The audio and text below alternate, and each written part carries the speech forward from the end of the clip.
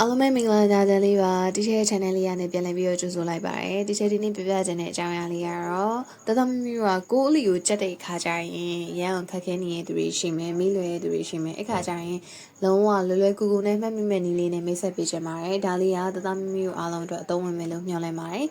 ဒါဆိုရင်10မိနစ်အတွင်းကိုးအလီကိုဘယ်လိုလွယ်ကူကူတွက်ကြမလဲဆိုတာဆက်လက်ပြီးတော့ကြည့်ကြ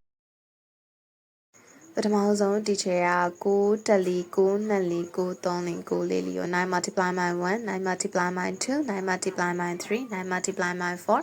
9 multiply by 5 9 multiply by 6 9 multiply by 7 9 multiply by 8 9 multiply by 9 9 multiply by 10 something like that ပေါ့နော်အဲ့လိုမျိုးလေးရေးပေးပါမယ်6လီကိုအဲ့တော့ရေးပြီးွားရင်ဒီအခုဒီချက်ပြမဲ့ trick လေးကိုကြည့်ပြီးတော့ video clip လေးကိုကြည့်ပြီးတော့တမီးတို့ကနေပြီးတော့လွယ်ကူရိုးရှင်းစွာနဲ့ဒီ6လီလေးကိုရမယ်လို့မျှော်လင့်ပါတယ်အဲ့တော့ပထမဆုံးအဲ့လိုရေးပြီးွားပြီဆိုရင်ဒီချက်က10 plates 10နေရာမှာဘာရေးရမလဲဆိုရင်0 to 9ရေးပါမယ်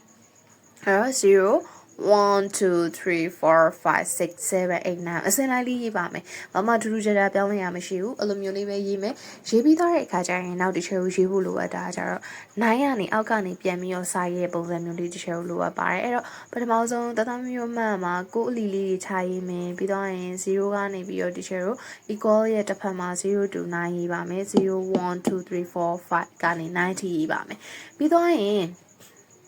ဒီချဲရဲ့ one place ပေါ့နော်ခုနေရာလေးမှာဒီချက်ကအဲ့ဒီရဲ့ဖြောင်းမြန်0ကနေ9ကို9ကနေ0ထိပြန်ပြီးတော့ရှိပါမယ်အဲ့တော့ရေးပြီးသွားတဲ့အခါကျရင်ဒီချဲရဲ့လိုချင်တဲ့9 multiplication တွေရပါပြီ9 18 27 36 45 something like that ရပါပြီဒါဆိုရင်တသမီးတို့ကဒီချိန်ဒီနေ့ပြောပြသွားတဲ့ video clip လေးကနေပြီးတော့ကိုလီကိုကြက်စရာမလိုပဲနဲ့ဘယ်လိုလွယ်လွယ်ကူကူမှတ်မလဲဆိုတာကိုသိရှိမယ်လို့မျှော်လင့်ပါတယ်ကျမရှင်လမ်းပါစေ bye bye